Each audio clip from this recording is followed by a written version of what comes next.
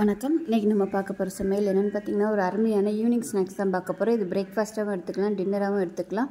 உளுந்தும் முட்டையும் வச்சு ஒரு அருமையான குழிப்பணியாரம் தான் எப்படி செய்யலாங்கிறத பார்க்க போகிறோம். தேங்காய் சட்னி, கார சட்னியோட வச்சு சாப்பிட்றதுக்கு சூப்பராக இருக்கும். ஸோ கண்டிப்பாக இது மாதிரி ஒரு தடவை செஞ்சு பாருங்கள். ஸோ வாங்க அந்த அருமையான உளுந்து முட்டை பணியாரம் எப்படி செய்யலாங்கிறத பார்க்கலாம். இப்போ ஒரு பவுலில் பார்த்திங்கன்னா மெஷரிங் கப்பில் 1 கப் அளவுக்கு வெள்ளை உளுந்து எடுத்து நல்லா ஒரு 2 மணி நேரம் ஊறிடுச்சு. இப்போ தண்ணியை வடிச்சிட்டு மிக்ஸி ஜாரில் சேர்த்துக்கலாம்.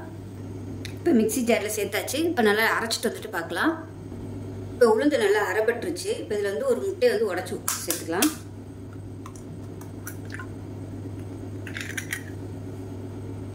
இப்போ இது கூடவே தேவையான அளவுக்கு உப்பு சேர்த்துக்கலாம். இப்போ இது வந்து நல்லா அரைச்சிட்டு வந்துட்டு பார்க்கலாம்.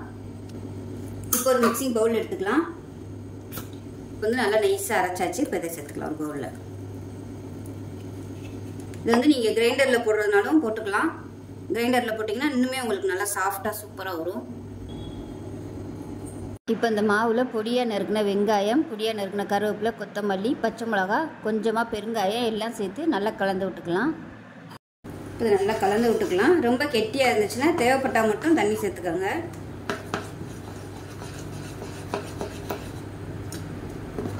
ஸோ ஈவினிங் டைம் செஞ்சு கொடுக்குறதுக்கு ஒரு அருமையான ரெசிபி. கொஞ்சமாக நம்ம வந்து மிக்சிலே போட்டு அரைச்சிடலாம்.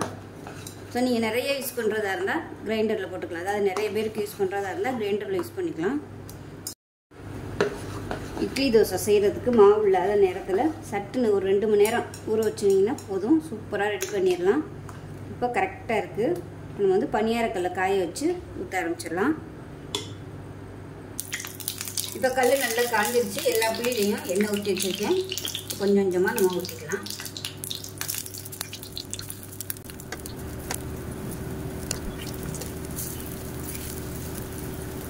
இது மீடியமான ஃப்ளேமில் வேகட்டும்.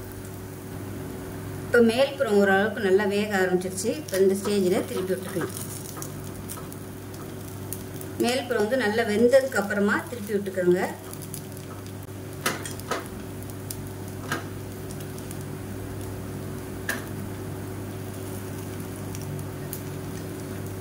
சட்னி இல்லை கார சட்னி வச்சு சாப்பிட்றதுக்கு சூப்பராக இருக்கும். தேங்காய் சட்னி இல்லை கார சட்னி வச்சு தொட்டு சாப்பிட்டிங்கன்னா அருமையாக இருக்கும். சும்மா அப்படியே சாப்பிட்றதுக்கும் நல்லாயிருக்கும்.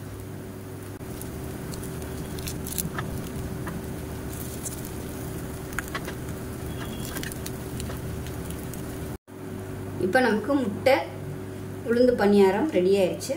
நல்லா வெந்துருச்சு. எடுத்துடலாம். டேஸ்ட் நல்லா அட்டகாசமாக இருக்கும். டீ காப்பியோடு வச்சு சாப்பிட்றதுக்கு அருமையாக இருக்கும்.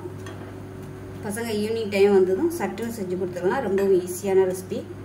இப்போ இதே மாதிரியே எல்லாத்தையும் ஊற்றி எடுத்துக்கலாம். இப்போ நமக்கு அருமையான முட்டை உளுந்து பணியாரம் ரெடி ஆயிடுச்சு. ஸோ ரொம்ப டேஸ்ட்டாக இருக்கும். செஞ்சு பாருங்கள். செஞ்சு பார்த்துட்டு எப்படி வந்துச்சுங்கிறத சொல்லுங்கள்.